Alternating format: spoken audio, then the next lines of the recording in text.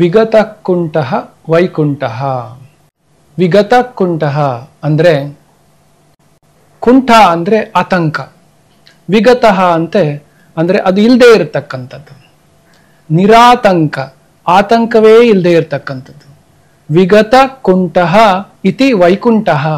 ವೈಕುಂಠ ಅಂದ್ರೆ ಆಧ್ಯಾತ್ಮಿಕ ಜಗತ್ತು, ಎಲ್ಲಿ ಯಾವುದೇ ಆತಂಕಗಳಿಲ್ವೋ ಆ ಜಗತ್ತನ್ನ ಆಧ್ಯಾತ್ಮಿಕ ಜಗತ್ತು ಅಂತ ಕರೀತಾರೆ.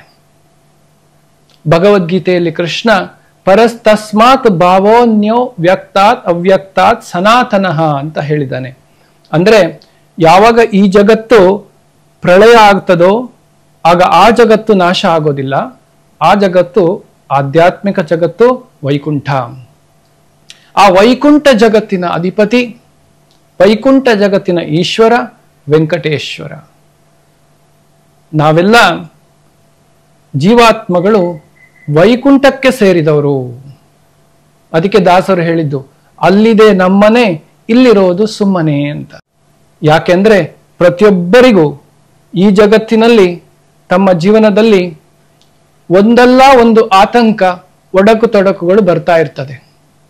ಆತಂಕವೇ ಇಲ್ಲದ ವ್ಯಕ್ತಿಗಳು, ಆತಂಕವೇ ಇಲ್ಲದ ಪ್ರಾಣಿ ಪಕ್ಷಿಗಳು ಈ ಜಗತ್ತಿನಲ್ಲಿ ಯಾರೂ ಇಲ್ಲ. ಮುಂದೆ ಏನಾಗ್ತದೋ ಅನ್ನುವಂತಹ ಆತಂಕ, ಬೇರೆ ಬೇರೆ ರೂಪದಲ್ಲಿ ಬರ್ತಕ್ಕಂತಹ ಆತಂಕ. ಈ ಆತಂಕಗಳೇ ಇಲ್ಲದೆ ಇದ್ರೆ ಸುಖವಾಗಿರುವಂತಹ ಸನಾತನವಾಗಿರುವಂತಹ ಜೀವನವನ್ನ ಮಾಡಿಕೊಂಡು ಹೋಗ್ಲಿಕ್ಕೆ ಇರುವಂತಹ ಲೋಕವೇ ವೈಕುಂಠ ಲೋಕ, ಆಧ್ಯಾತ್ಮಿಕ ಜಗತ್ತು. ಅದು ಭಗವಂತನ ಲೋಕ. ನಾವೆಲ್ಲ ಮರಳಿ ಭಗವಂತನೆಡೆಗೆ ಹೋಗೋದು, ನಾವು ಏನು ಮೋಕ್ಷ ಅಂತ ಕರಿತೇವೆ, ಮರಳಿ ಭಗವಂತನೆಡೆಗೆ ಹೋಗೋದಕ್ಕೆ ವೈಕುಂಠಕ್ಕೆ ಹೋಗೋದು ಅಂತ ಕರಿತೇವೆ. ಪ್ರತಿಯೊಬ್ಬ ಮನುಷ್ಯನು ತಮ್ಮ ಜೀವನದಲ್ಲಿ ಜನ್ಮ ಮೃತ್ಯು ಜರ ವ್ಯಾಧಿಯ ಕಷ್ಟಗಳನ್ನು ಅನುಭವಿಸುತ್ತಾ ಇರತಕ್ಕಂಥ ಮನುಷ್ಯನು ಇದನ್ನೆಲ್ಲ ಬಿಟ್ಟು, ಇದನ್ನೆಲ್ಲ ಕೊನೆಗೊಳಿಸಿ ಸುಖವಾದ ಸನಾತನವಾದಂತಹ ವೈಕುಂಠ ಲೋಕಕ್ಕೆ ಹೋಗಬೇಕು ಅನ್ನುವಂತಹ ಧ್ಯೇಯವನ್ನ ತಮ್ಮ ತಮ್ಮ ಜೀವನದಲ್ಲಿ ಇಟ್ಟುಕೊಳ್ಳಬೇಕು ಅಂತ ನಮ್ಮೆಲ್ಲ ಶಾಸ್ತ್ರಗಳು ಹೇಳಿದ್ದಾವೆ. ಹಾಗಾದ್ರೆ ಆ ವೈಕುಂಠ ಲೋಕಕ್ಕೆ ಹೋಗಲಿಕ್ಕೆ ಏನು ದಾರಿ? ಆ ದಾರಿಯನ್ನೂ ಭಗವಂತ ಮಾಡಿಕೊಟ್ಟಿದ್ದಾನೆ. ಅನೇಕ ದಾರಿಗಳಲ್ಲಿ ಒಂದು ಅತ್ಯಂತ ಸುಗಮವಾದ ದಾರಿ ಇದೇ ಮುಂಬರುವ ದಿನದಲ್ಲಿ ವೈಕುಂಠ ಏಕಾದಶಿ. ವೈಕುಂಠ ಏಕಾದಶಿಯ ದಿವಸ ಭಗವಂತ ಶ್ರೀ ವಿಷ್ಣು ವೈಕುಂಠದ ಉತ್ತರ ಬಾಗಿಲಿಗೆ ಬಂದು ಆತ್ಮಗಳನ್ನ ಅಂದ್ರೆ ಎಲ್ಲ ಜೀವರಾಶಿಯನ್ನ ವೈಕುಂಠಕ್ಕೆ ಸ್ವಾಗತಿಸ್ತಾನೆ ಅಂತ ಶಾಸ್ತ್ರದಲ್ಲಿ ಹೇಳಿದ್ದಾರೆ. ಆ ದಿವಸ ಅನೇಕ ವಿಶೇಷವಾದಂತಹ ದಿವ್ಯವಾದಂತಹ ಘಟನೆಗಳು ಪುರಾಣದಲ್ಲಿ ನಡೆದಿದ್ದಾವೆ. ಒಬ್ರು ಅತ್ಯಂತ ಶ್ರೇಷ್ಠ ಭಕ್ತರು, ವಿಷ್ಣುವಿನ ಭಕ್ತರಾದಂತಹ ನಮ್ಮಾಳ್ವರ್ ಅನ್ನುವರು, ಶ್ರೀ ವೈಷ್ಣವ ಸಂಪ್ರದಾಯದ ನಮ್ಮಾಳ್ವರ್ ಅನ್ನೋರು ವೈಕುಂಠ ಏಕಾದಶಿಯ ದಿವಸ ಮತ್ತೆ ಭಗವದ್ಧಾಮಕ್ಕೆ ಹೋದ್ರು. ಅವರನ್ನ ಕರೆದುಕೊಳ್ಳಿಕ್ಕೆ ವಿಷ್ಣುವು ವೈಕುಂಠದ ದ್ವಾರಕ್ಕೆ ಬಂದು ಅವರನ್ನ ಜೊತೆಯಲ್ಲಿ ಕರ್ಕೊಂಡು ಹೋದ. ಯಾಕೆಂದ್ರೆ ನಮ್ಮನ್ನೆಲ್ಲರನ್ನ ಸಾಕಿ ಸಲತಾ ಇರ್ತಕ್ಕಂತಹ ಭಗವಂತ ಸದಾ ನಮ್ಮಲ್ಲಿ ಪ್ರೀತಿಯನ್ನ ತೋರಿಸ್ತಾ ಇರ್ತಾನೆ, ನಮ್ಮನ್ನ ಕಾಪಾಡಿಕೊಂಡು ಹೋಗ್ತಾ ಇರ್ತಾನೆ. ಭಗವಂತನಿಗೆ ನಾವೆಲ್ಲರೂ ಅವನ ಜೊತೆ ಇರಬೇಕು ಅನ್ನುವಂತಹ ಪ್ರೀತಿ ಇದೆ. ಅದನ್ನ ನಾವು ಯಾವಾಗ ನಮ್ಮ ಹೃದಯದಲ್ಲಿ ಜಾಗೃತಗೊಳಿಸ್ತೇವೆ ಆಗ ನಮಗೆ ಭಗವಂತನ ಹತ್ರ ಹೋಗ್ಲಿಕ್ಕೆ ಅನುವು ಆಗ್ತದೆ. ವೈಕುಂಠ ಏಕಾದಶಿಯ ದಿವಸ ಇನ್ನೂ ಬಹಳಷ್ಟು ವಿಶೇಷವಾದ ಘಟನೆಗಳು ನಡೆದಿದೆ.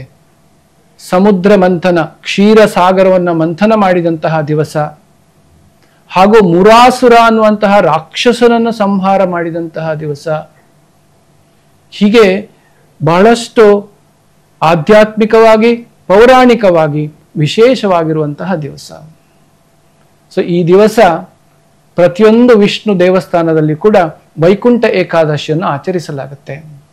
ಉತ್ತರದ ಕಡೆಗಿನ ಬಾಗಿಲನ್ನ ತೆರೆದು ಭಗವಂತನು ಬಾಗಿಲಿಗೆ ಬಂದು ತನ್ನ ಭಕ್ತರನ್ನ ತನ್ನೆಡೆಗೆ ಕರಿತಾ ಇರುವಂತಹ ದಿವಸವೇ ವೈಕುಂಠ ಏಕಾದಶಿ. ಹಾಗಾದ್ರೆ ನಾವೆಲ್ಲ ಆ ದಿವಸ ಏನನ್ನ ಮಾಡಬಹುದು? ನಾವೆಲ್ಲರೂ ಬೆಳಿಗ್ಗೆ ಬೇಗ ಎದ್ದು ಬ್ರಹ್ಮ ಮುಹೂರ್ತದಲ್ಲಿ ಏಳಬೇಕು. ಯಾಕೆಂದ್ರೆ ಈ ಮಾಸ ಮಾರ್ಗಶಿರ ಮಾಸ, ಶುಕ್ಲ ಪಕ್ಷ ಏಕಾದಶಿಯ ದಿವಸ ಈ ವೈಕುಂಠ ಏಕಾದಶಿ. ಮಾರ್ಗಶಿರ ಮಾಸ ಅಂದ್ರೆ ಮಾಸಾನ ಮಾರ್ಗಶಿರೋಹಂ ಅಂತ ಭಗವದ್ಗೀತೆಯಲ್ಲಿ ಕೃಷ್ಣ ಹೇಳಿದ್ದಾನೆ.